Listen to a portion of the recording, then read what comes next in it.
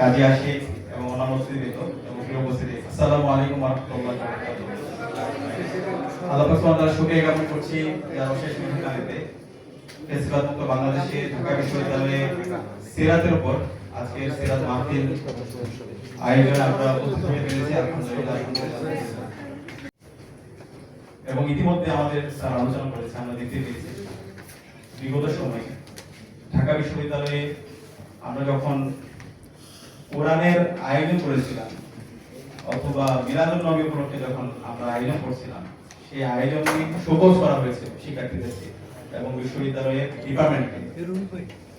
এইভাবে আমাদেরকে বিগত 16 বছরে আমাদের ইসলামের সিম্বল, আমাদের যে অধিকার, সেই অধিকারকে কেড়ে নেওয়া হয়েছিল এবং এখানে আমাদের উপর সাংস্কৃতিকভাবে আমাদের উপর এক ধরনের কালচারাল হেজিমনি, সেটা হচ্ছে কলকাতার যে সংস্কৃতি, সেটা আমাদের উপর চাপিয়ে দেওয়ার চেষ্টা করা হয়েছে।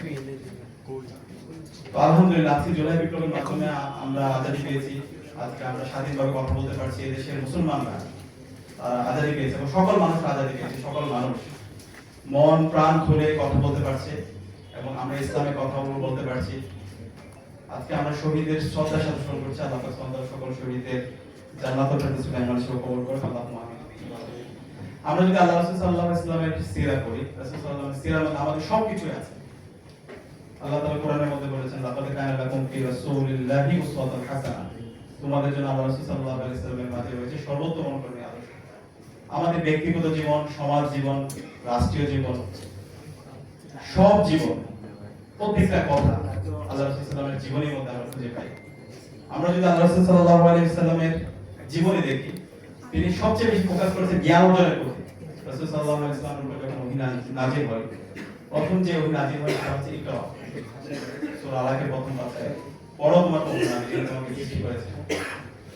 এবং আমরা দেখতে পাই ইসলামের ইতিহাসে যে প্রথম যুদ্ধ, বদরের যুদ্ধ, সেই বদরের যুদ্ধে যে বন্দীদেরকে রাখা হয়েছিল, বন্দীদেরকে যখন মুক্তি দেওয়া হয়,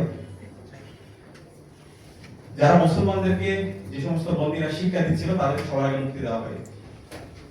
এবং আমরা যে দোয়া করি, আল্লাহ রাসূল আমাদেরকে যে দোয়া শিখিয়েছেন, সেই দোয়ার মধ্যে আমরা যদি একটি দোয়া সবসময় করি, আল্লাহুম্মা ইন্নী আসআলুকা ইলমান নাফিআ ওয়া রিজকান তাইয়্যিবান ওয়া আমালান মুতাকাব্বালান।